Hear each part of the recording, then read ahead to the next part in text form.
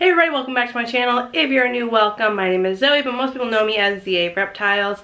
And today we're going to be talking about my top 5 favorite reptiles to keep.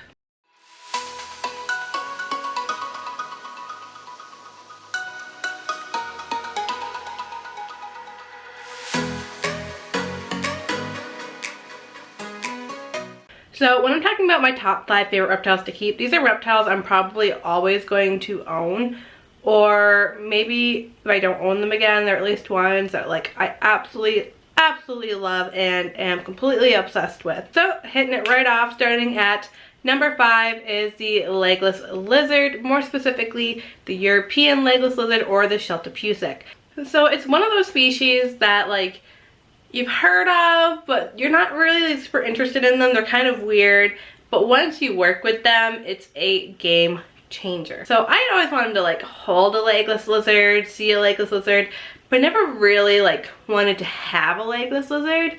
And then when I got approved to handle the legless lizard at the zoo when I worked there, it was like the best thing ever to be able to interact with this lizard with no legs. So after that, you know, I always brought one of them with me when I did zoo mobiles and programs. I loved talking about them. I thought they were awesome.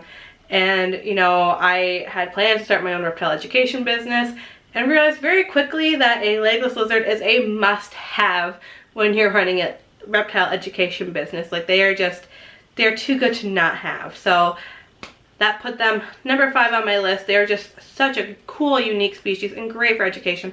And I love them to death. And obviously you know that I have Alfredo, my legless lizard, and I love him. Number 4 on our list is hognose snakes. So they became one of my favorite snakes to keep.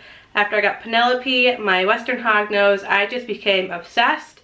And I'd always wanted a tricolored hognose. That was one of my dream snakes. And then of course I got Rumple. And I just love hognose snakes. They're so cute. They're little noses. I'm obsessed. I'm obsessed. So I will always have a hognose snake. I love them to death. Again, one of my favorite animals to bring on programs because there's so much to talk about with them and they're just so cool. Number 3 on my list, you guys have probably been waiting for this one if you've been around for a while. That is the 𝘎𝙪𝙨𝙞𝙪𝙞.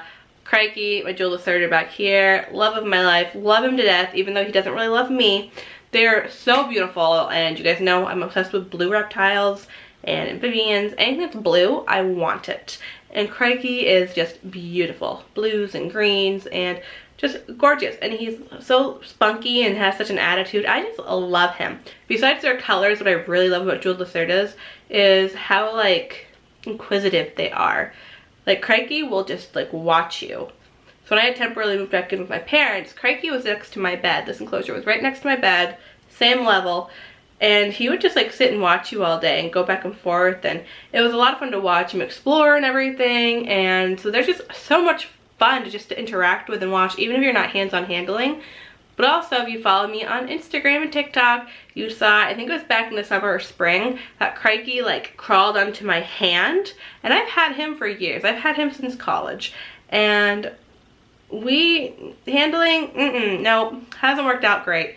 So the fact that he climbed onto my hand, like when an animal like that like shows that they trust you and they will interact with you, it is so rewarding. So 𝘎𝙪𝙨𝙪𝙞 are just, I love them. One of my favorites. I will always have a 𝘎𝙪𝙨𝙪𝙞. And number 2, my ultimate favorite snake species to keep is the Dumeralboa.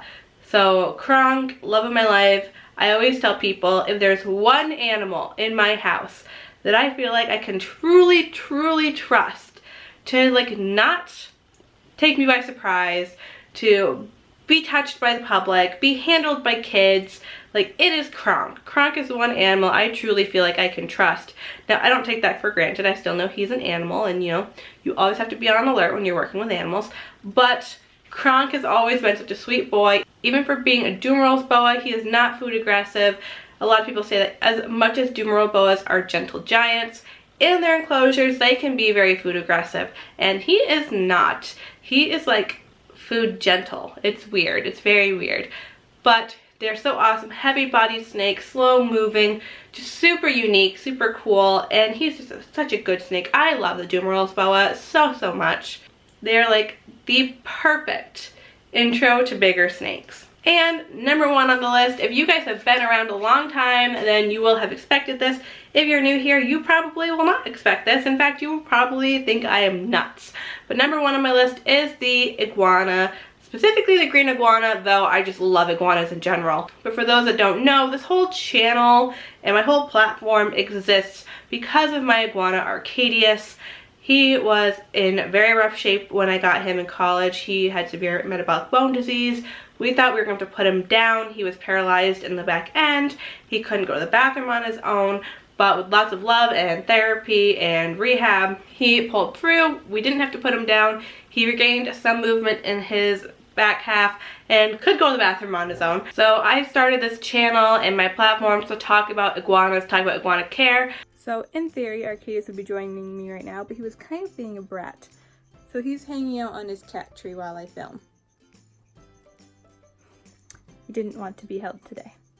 Talk about metabolic bone disease, because you can very easily go to the pet store and get a baby iguana, but they're also very commonly rehomed, not cared for properly, in shelters, on Craigslist, let out to the wild so that they can become invasive. And you know, I had been watching pet keepers on YouTube for a couple years prior to that, and no one had iguanas, no one was talking about iguanas, so I felt like there was a giant gap when it came to one of these really commonly bought pets that are super affordable, super easy to get your hands on, and no one was talking about them, no one had them. So for all these people that were going online and watching all these pet YouTubers and whatnot, nobody had iguanas. So I was like, okay, I'm gonna do it. I'm gonna start a YouTube and we're gonna talk about iguanas. So now that we've talked about how I got 𝘼𝙑𝙪𝙨, we're gonna talk about what we experienced with metabolic bone disease.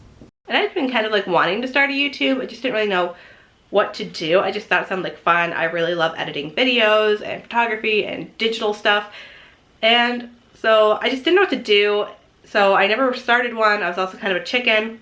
So thanks to 𝘼𝙑𝙪𝙨, that was kind of like the push I needed to jump on YouTube, start it. I did have an Instagram for a year before I started YouTube, so it's kind of like slowly working my way there. But he is the reason for everything. The reason that I love reptile education and found my way into that.